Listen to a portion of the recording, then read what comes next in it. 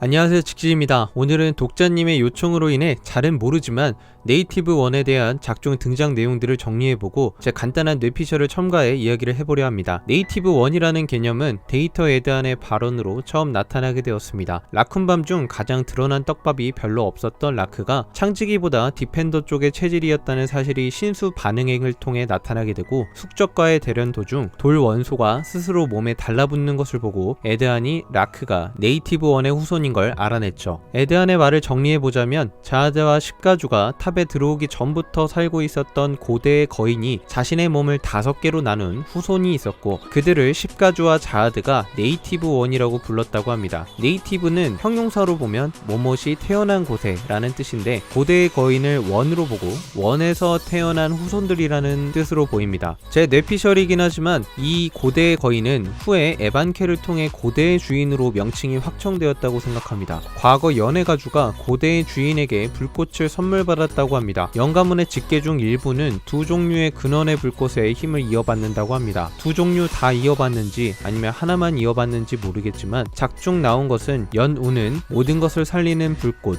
연이화는 모든 것을 태우는 불꽃의 힘을 가지고 있는 것으로 보입니다. 에반켈의 말을 통해 알 수 있는 건 십가주와 자하드가 탑을 오르면서 고대의 주인을 알게 되었고, 고대의 주인이 네이티브 1으로 나누어지는 과정까지 십가주와 자하드는 살아가며 봐온 듯 합니다. 5개로 나눠진 후손과 그의 자녀들을 전부 네이티브 1이라고 부르고 있는데, 그들의 특징은 매우 강하고 탑의 원소들을 지배하고 다룰 수 있었다고 합니다. 에드안이 강하다고 할 정도면 당시 비선별 인원들보다 강한 힘을 가지고 있었을 것으로 생각됩니다. 네이티브 1의 피를 약하게 이어받은 녀석들을 이야기할 때 네이먼트 정거장 10걸 해세가 나옵니다. 해세도 네이티브 1의 피를 약하게 이어받은 후손이라는 점이 간접적으로 공개가 되었습니다. 해세는 흑인간이었는데, 처음 고대의 주인을 중심으로 퍼져 있는 5개의 원소들의 특징을 살펴보면 해세의 흑이 딱 들어갈 만해 보이는 곳은 없습니다. 이로 인해 추측할 만한 것은 대표 원소는 5개로 시작하되 특정 원소만 사용하는 것이 아니라 비슷한 종류 안에서 계속 파생되어져 가는 것 같습니다.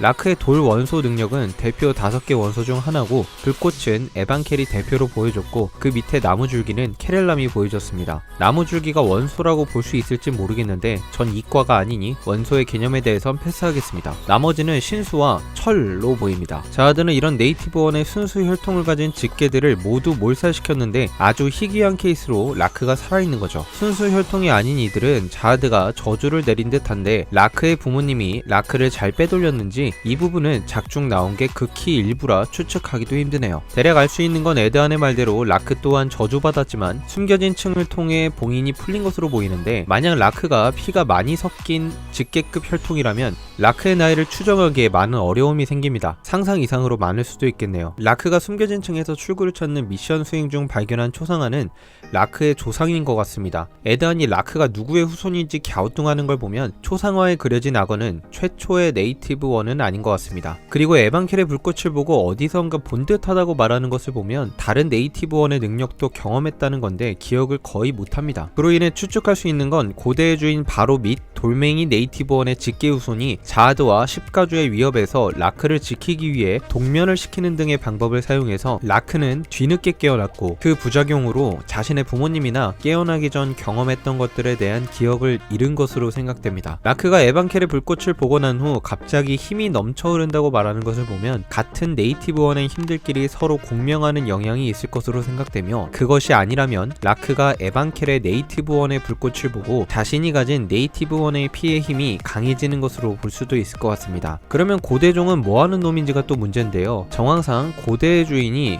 5갈래로 찢어졌을 때 최초의 네이티브 1으로 생각됩니다. 근데 이 논리의 허점은 에반켈의 불길이가 모든 것을 살리는 불꽃은 가지고 있지 않았다는 점입니다. 불꽃 스토리는 영가문의 이야기가 더 풀려야 할 듯 싶습니다. 고대종은 원로를 집삼아서 살고 있는 녀석이라고 말하는데요. 고대종들은 에반켈이나 케렐람처럼 숙주를 선택하는 것으로 보이며, 그들의 목적은 살아남아 힘을 보존하는 것입니다. 언젠가의 때까지 살아남는 것이 중요하다고 말하는데, 구체적인 때에 대한 개념은 없고 무슨 때를 기다리며 살아남아야 한다는 개념만 남아있는 것 같습니다. 가람에 의하면 자하드가 아를렌에 관한 건축물과 기록을 모두 지울 당시 공방의 기록물과 생명체들의 기억조차 조작했다고 말했는데, 그런 기억 조작의 능력이 고대종에게도 작용하게 된 것은 아닐까 생각해봅니다. 자아드와 십가주의 독재에 반하여 네이티브 원의 혈통들은 반발했을 것으로 생각되며, 네이티브 원의 강함을 알고 있었던 자아드는 그 혈통을 멸족시킴으로 자아드와 위대한 십가문 체제를 완성시키려 한 것이죠. 퍼그의 모체 단체가 열세 전쟁에서 패했을 당시 네이티브 원의 혈통들도 함께 전쟁을 했을 것으로 보이며, 그에 패배하자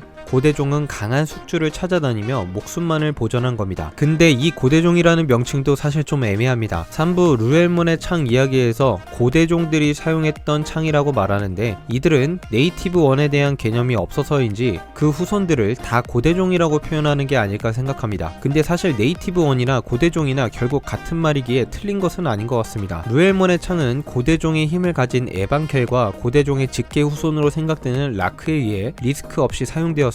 고대종이 말하는 언젠가의 때는 무슨 때일까요? 아마도 자아드가 네이티브 원에게 내린 저주를 푸는 때로 밤이 자아드를 죽임으로 자아드와 십가주가 관리자와 한 계약이 파기될 날을 뜻하는 것으로 생각해봅니다. 자아드가 케렐람이나 에반켈이 고대종을 가지고 있다는 사실을 알면서도 냅두는 이유가 이 저주에서 고대종이 자유로울 수 없기 때문이라고 생각합니다. 이상 네이티브 원에 대한 리뷰를 마치겠습니다. 여러분들의 생각을 공유해주세요. 감사합니다.